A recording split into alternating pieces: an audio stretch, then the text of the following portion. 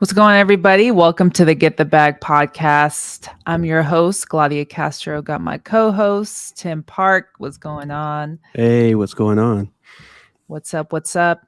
Have an exciting episode to talk about today.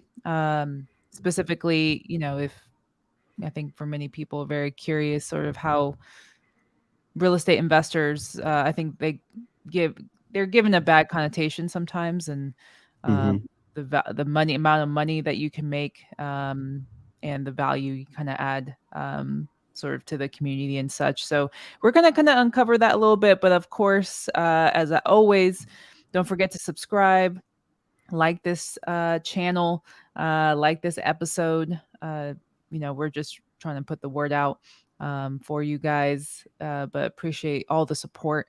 Want to hear you guys in the chat, of course, if you have any questions or anything pertaining to what we've talked about, or if there's any topics you would like us to cover. We're always down for that. But to get into today's topic, which is how the rich buy real estate, really, and I think we've Hmm. these last couple weeks we've kind of gone over that in certain ways of like how can you how can you take down multifamily, how to find the right real estate market, um like we're kind of like dropping crumbs in terms Hmm. of what you can attain, and it is attainable. You don't need um crazy amounts of money or anything like that.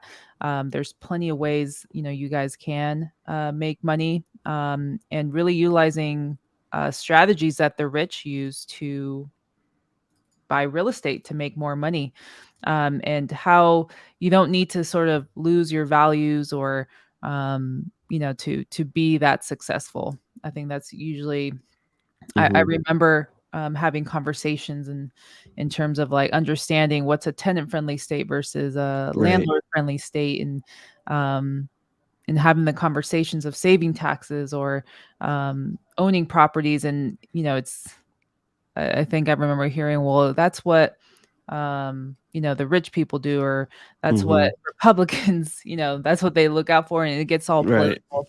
Sure it And does. it's really interesting now with like my perspectives of you know it's attainable, like anybody Hmm. can reach it. And I think more and more, especially now with like platforms like EYL, and there's all the other platforms that are coming out to like Sure.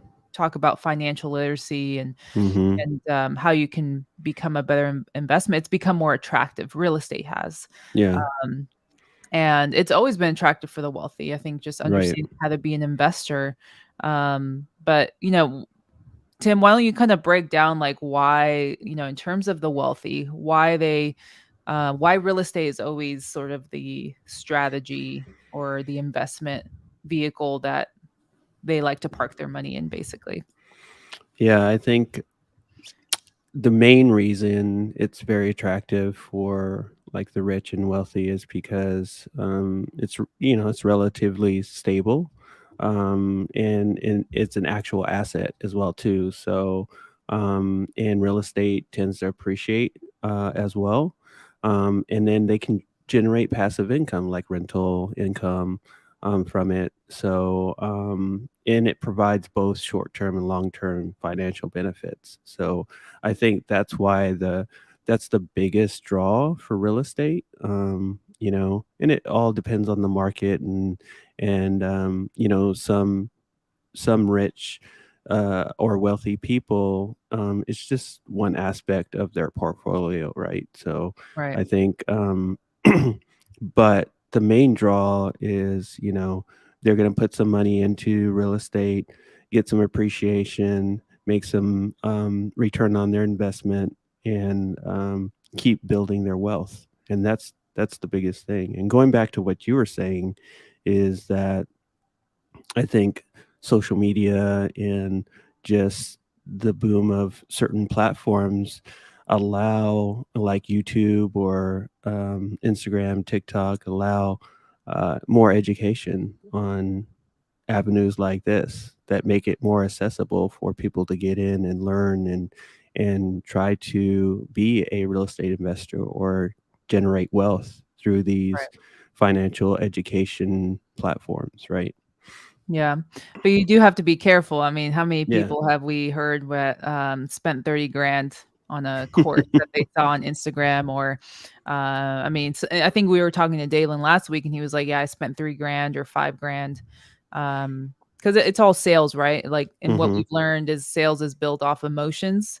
So if Mhm. you can kind of get, um, the seller or whoever you're marketing to, like to feel emotional, you Mhm. have them in the bag, right? Right. I think you're right. I think people have learned, influencers and Mhm. other corporations have learned. Okay, a lot of the populations are on these social platforms, Twitter, TikTok, Instagram. How can we? And we're seeing more ads too, right, on Mhm. Instagram, like, and because they have AI packed behind them too. Like I swear, I'll be talking about something and then it's like it shows up in my Instagram feed where as like an Right. ad. Mhm. Like, dude, this is weird. Like I was just talking about something and it's just like it's literally psychological where it's like okay, Right. you think about it or you talk about it and then you see it and then you feel some type of emotion. So I think you're spot on. You just have to be careful and like Mhm. vetting and like who you want to which investor or influencer mentor with a coach you kind of want to move forward with. You kind of have to do your due diligence, and I think we both can agree, and many others who are on here. I think picking the Chris Jefferson's group, I think was Mhm. a great investment just because he's so real Yeah. and genuine and transparent too about his journey, and I think that's what um, I don't mind being sold that, you know what I mean, like realness when it Right, comes to right. that. So, it's also interesting because, if you think about the wealthy, most of them have had generations after generations and generations before them, um, of the sort of education and financial literacy. And so they've had a step Yes. ahead. And if we talk about people of color, our black and brown communities, we're having to play catch up. We always have. Mhm. And so, I'm noticing now this generation, even the new generations are becoming more informed and educated. They're prioritizing their education to get ahead. Like, Mhm. I mean, there's even people in the group in their 20s, like, Right. late teens, That's just awesome. they have the mentality of like a 30-year-old kind of thing of in Mhm. terms of like, hey, I'm gonna work towards this, and it's really inspirational. Um, Mhm. and that's what it takes. There is a lot of catching up to do, for many of our communities, but in terms of what it is, it has to start with somebody, right? And Right. so once you kind of gather insight or kind of conquer a certain sector of like real estate. So for us, it's been wholesaling, right? Mhm. Dabbling in commercial as well. Once you kind of start to generate income, it's the issue is we get money, we spend it on like on things. And Mhm. if the wealthy, they make their money work for them for their themselves and Mhm. their families, right? Right. Whatever the income they earn, they put that somewhere else. They invest it somewhere else, where it's the stock market, bonds, real estate, you name it. They're having their money work for them, and then they're receiving money on the back end, and it's all long term.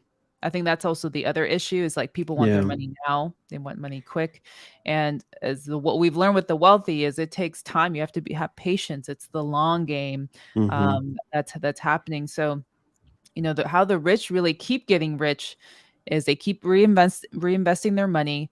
They understand kind of the market trends and what's going on. So if people are in a panic, that usually Mhm. is the right time to buy. If people are like feeling great, that's usually the time to sell. So it's just you just become you're educating yourself. You're a student. You're always a student learning more. So I think there's certain habits too that you have to kind of integrate too that I'm sure a lot of the wealthy do to stay informed, staying educated. So instead Right. of spending an hour on Instagram just scrolling through stuff, maybe spending an hour not only on YouTube but reading articles like what's going on and stuff. So I think that's a big part. And That's a huge part. yeah, Yeah, exactly. And I was having a conversation with the seller yesterday, and she's I think in her 70s. She lives in Colorado actually, but she has properties in LA. And she was just talking about like, yeah, I want to develop tiny homes out here Mm, in Colorado. And she was just saying like, yeah, I read like one thing I've taught my kids is like they don't have to go to college, but you have to like continue your education somewhere, mhm, learning somewhere. And um, I think that's the biggest thing too that the wealthy do is they pass down that information, right? The education that a lot of times we weren't given because our parents didn't know anything right. related to that. So she was just talking about like I continue harping to my kids like read, like stay in the know of like what's going on in the development community, like things like that. And she was even telling me like, oh, did you know this is what's going on, this is what I read today. Mhm, And her, and it was just really inspiring to see like somebody who's a woman, and talking about like, hey, you have to stay in the know, like mhm. constantly. And I think that's the biggest thing too that the wealthy do is that's how you can kind of make pivots ahead of time, or make smart decisions, is like educating yourself on situations. So yeah, just things like that I think building these habits early on, or as early as you can, I think will go a long way. Yeah, that's huge. I think getting back to like kind of generational wealth, and I think it's a discussion that Chris had in I think the last call he had in regards to you're the one that could make the difference in your family. Just like in, people that have generational wealth, there was one person in their family that made that Mm, money or um, made the right business decision, whether it was a company or whether it was real estate, whatever it was, to generate that wealth. And right, then they were able to provide for their family, to give them the right education to help them build more on top of that wealth, right? And that financial literacy and all that. So it's not just maybe you um, being the one, but it's also you putting your future family generations in a position to continue to generate wealth, not just yourself for your family, right? right. Yeah, exactly. I mean, it's that's where it's like it becomes bigger than you, right? Mm-hmm. Like what it is you're building. And um you can be seen as the black sheep because there's just so many things you have to do. It's not, when it's on you, like you have that pressure, that weight, but you kind Mm-hmm. of embrace that way. Like anybody who's become a multimillionaire, or like, kind of really created this generational wealth for their family will probably say of like that pressure that you're applying to yourself. And sometimes you do it intentionally, right? So you can keep yourself motivated. That's kind of like your vision, like your why, right? Like that's why I think Mm-hmm. we also talk about like understanding your why. Like why are you doing this? Like it's because we think it's like, yeah, it's money, so we can do this, but it's never about money Mm-hmm. ultimately. Money helps. I mean, money is always going to be an option, but like, what is Right. your why that keeps you going on those days that you really don't feel like waking up early, or you don't feel like doing anything? It's that why that's going to keep you going. Mm-hmm. And so I think that's a great topic in and of itself, in Yeah. terms of like generational wealth. But we can kind of switch gears here and sort of talk about like the different ways that the wealthy invest in real estate. Um and obviously like once you kind of have some money, you have more options. Once you have more, you open your eyes to um the different strategies and like just educating yourself, the more opportunities that will start presenting itself for you. And so what would you say, at least because I know you've worked him with a few bigger investors, like what are some areas that they look to invest in specifically in real estate? Well, I think there's, the active investor and then there's the passive investor. So, like the active investors will invest in like commercial properties. They actually will maybe create a fund that will invest in multiple. properties, so like a portfolio of properties as well too, and then buying multiple rental properties, right? So those are kind of the major real estate investment. On the commercial side, there's so many types of commercial properties to pick, but usually when they're talking about a high number in regards to getting a return is going to be mostly on the commercial side, right? Or if it's a portfolio of different houses within a certain region, they'll buy like, 20 houses or 50 Mhm. houses within that because somebody is ready to offload that many houses in their portfolio. So I Right. think it really kind of depends on the various strategies for the investor. So, like a passive investor would be someone that wants to get into real estate but doesn't want to, learn all of it. So they'll invest into, let's say, a fund, or they'll invest into a particular property as a limited partner, so they don't Mhm. really make the decisions Right. in the day-to-day operations for that investment. They just put their money in. They know they're going to get a return on that invested investment in like 3 to 5 years. Right.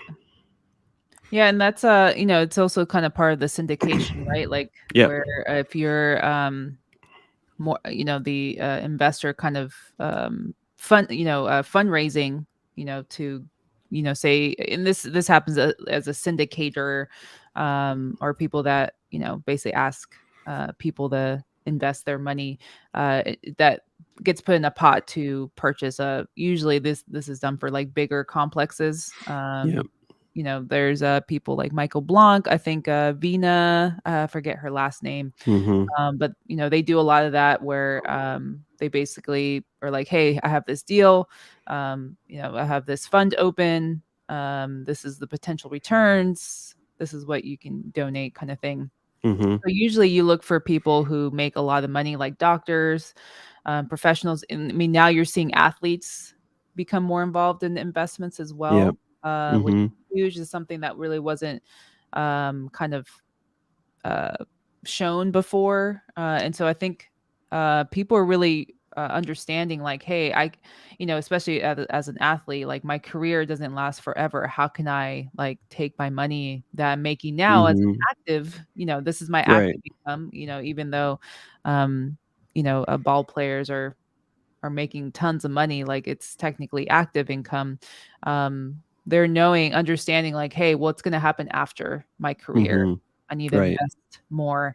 And so you're seeing these sort of trends now where it's like becoming cool to invest. And so there's ways that you can invest your money passively, like Tim said, where it's like whether it's syndication Mhm. or maybe it's like somebody like me. I wouldn't necessarily be syndicating, but like maybe I'm like, hey Tim, like I found this really great deal. Would you want Mhm. to go 50-50? I can Mhm. operate it. You have some money. Let's go all in, kind of thing. And that's a way where it's like, all right, I'm giving you the money, but I'm not going to handle the operations, but maybe I just want to kind of learn from you. That's like the best way. And I think Mhm. we talked about that too in the multifamily episode.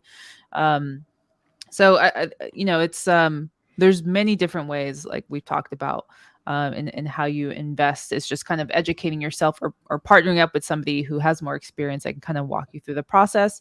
If you have a W-2 income or 9 to 5, Mhm. you can qualify for money, and then just go find somebody who you trust that knows what they're doing. Be like, hey, I have money I can put down for a down payment or whatever. Like, tell me what needs to be done. Like, let's find some deals. But with that, there does come risks as well with real estate investing, of course.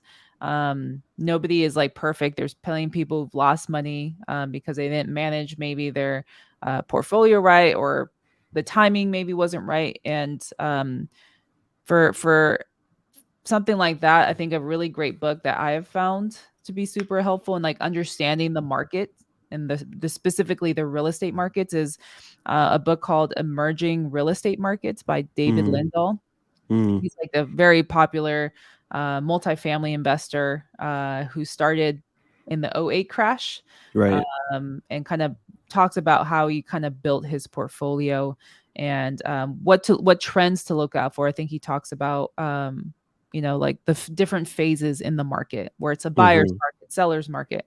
So it's really great to kind of capture those insights, and then you start getting the trends so you can avoid these sort of downsides and risks. But there's Sure. always going to be risks Mhm. when it comes to real estate. Yeah, 100%. I think, like you mentioned, there's so many ways to get into it. It's just kind of depends. And we're saying, this is how the wealthy um, actually kind of, their how they invest in, real estate, different ways for them. The same thing could be for you, just getting into real estate. You Mhm. can take some of these. You might not start out with like a commercial property or, something of that nature, but something like a residential property that, it could be like a duplex or a fourplex and house hack that. And that could be your first investment there. Right. So, and then Right. partner up with like, a Gladia and be an operator and do a lot of the grunt work, and then they just provide the money. So it like what you said is just spot on. So we're taking some of these principles that the rich are doing and have been doing for a long time, and then educating people on, you can do this maybe on a smaller level to where then eventually you'll get into the bigger investments later on. But getting your feet wet, definitely in this industry, in real estate and in investing, is a big step for you and your family for the future. Yeah, absolutely. And that's where I say again, the pressure is kind of on you, Hmm. especially when it comes from you. It's always nice where it's like, oh, my dad or my mom were, in real Hmm. estate. So you kind of have that guidance. I don't have that opportunity per se, but I know I have, you know, um, relationships built. I have coaches, mentors, or whatever who I can kind of Right. reach out and ask that. Like that shouldn't limit you to wanting to reach higher heights and want the best Hmm. for you and your family. Um, Right. and I think also kind of considering the bigger picture of it all, like real estate is and real estate itself is like its own it's in its own island because you have real estate in general, but then you have like sub categories under real estate or sub like specialties where Hmm. you have the commercial, residential side. You also have like, I mean, even within commercial, right? There's multifamily, industrial, Yeah. retail, multi-use. Like there's just so many aspects. I mean, I was just talking to that lady who's doing tiny homes. There's Hmm. affordable housing, there's development, and under development is like, buildings and all zoning and there's just so many aspects of it, but that's just a small piece too of the investment bubble. I think diversifying, like once you've kind of get into at least this is kind of like my plan is like once I've kind of established at least on the real estate side, like a Hmm. portfolio is like kind of also investing in like stocks and bonds and like Hmm. other areas. Like you don't want to put all your eggs in one basket. I think real estate itself is a really great basket to keep a lot of your funds, but it's good to diversify and like, that's where you come kind of financially literate, where you can be Hmm. like, hey, stocks, this is I have a good understanding, or I have people who can help me kind of point around the bigger picture. But bonds as well. Like I'm not that much of an expert on bonds, but I hear a lot of great things. There's also Hmm. life insurance, just any type of asset that's not a liability, um, Yeah. that makes sense. You want to invest in.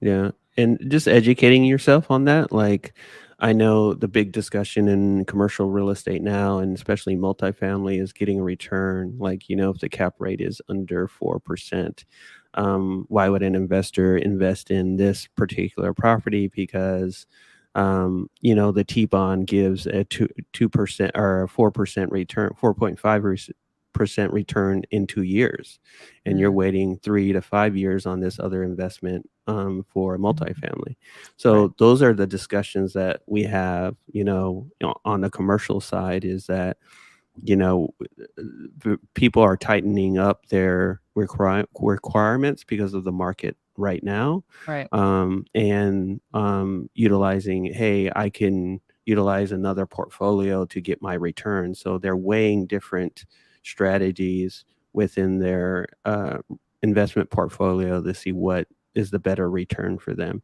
So, like you're saying, getting into stocks and bonds and these other investment opportunities is a part of your portfolio, right, and that's gonna just increase your amount of wealth that you're and if you educate yourself on how to do that, then you're gonna be better in the long run. right.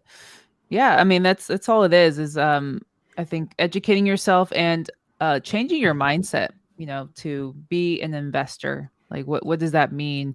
It's, especially, like, considering how, investors that we know, how they kind of analyze an opportunity that comes their way. Sometimes it's like the opportunity that does come, like, it's just not the right time, or, "Hey, I'm not educated on this enough to make this decision." Mm-hmm. Um, I mean, some people sometimes jump in it and, like, it doesn't work out that great, right? Because it's like, they just weren't ready, they weren't prepared, or they didn't, like, reach out to the right people to kind of, advise them on, like, what's best. So, I think that, that's where it's like, hey, investment is like the long run. And, Mm-hmm. what's funny is that having this conversation with the seller last night, she's like, "You sound young. How old are you?" And I was like, "I'm not young." Like, I was like, "I'm in my 30s." I'm like, I Mm-hmm. mean, I guess that technically is young, I guess, Yeah, for, it's young still. um and she's like, "Oh, Younger than me for sure. she's like, "You're just a baby. You're just a baby." Like, and, that kind of made me look at it in perspective, because when I see there's a lot of 20-year-olds, right, in our group, and, like, other areas that are absolutely killing it. I tend to be like, "Ah, I'm just old, I'm getting old," and stuff like that. Mm-hmm. I realized that was also my mindset too, like, that I was, kinda blocking, that energy, so to speak. And so hearing her, who's, like, in her 70s, or I think late 70s or something like that, saying like, "Oh, you're still young. Like, Mm-hmm. you have a Mm-hmm. long way to go." It just also made me think, like, this is a long run, like, this is a long game, this is a marathon, like, this is where you get caught up in, like, well, why am I not in the position others Mm-hmm. are, or Yeah. things like that. And it's just like, I do have time. I can't compare myself to where other people are, but, um, like, it's never late. It's never too late. Yeah, Whether you're in never your too late. 40s, 50s, 60s, it's just never too late. It's just, you gotta start with one, investment property, and the rest is sort of history. So, I think also kind of changing, yeah, see, Craig, 40s is Yeah, young. Bought my first house at 37. I'm 46 now.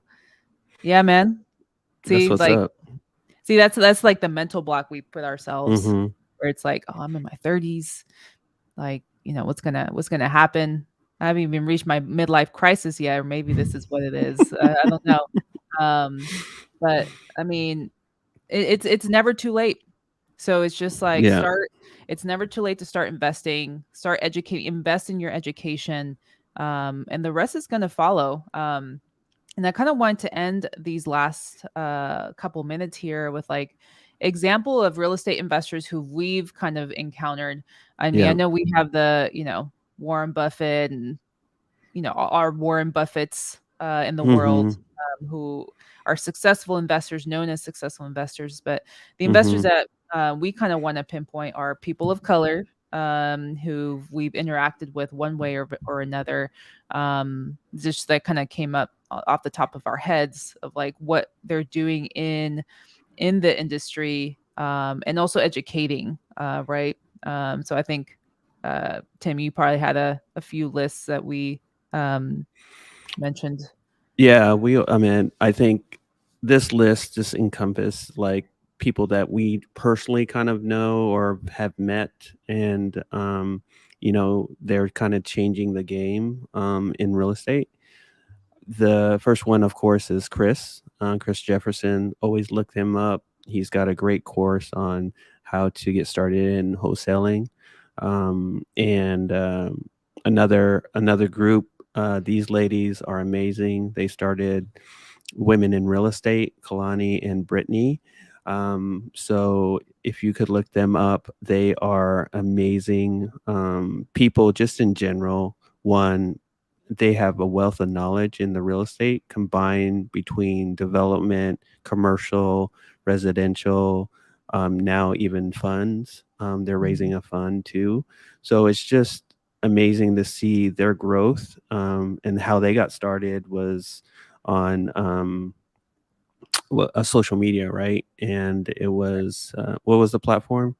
Oh, Clubhouse. That's how they met. Clubhouse. Yeah, that's how they met, and they've kind of grown their user base to encompass every woman that is in the real estate industry, whether you're an Mhm. agent, investor, title company, whatever you are in the real estate world. They've kind of create a support kind of group to encourage other women. So it's a great organization, and I'm always giving them love and props, and so they're doing a great job there. Mhm. Um, Pace Morby is the sub two guy. He's an amazing person as well too. I mean, he's got a huge following in what he does, and he teaches you how to kind of be the bank and understand how to get properties, if there's existing mortgages or someone owns a property free and clear.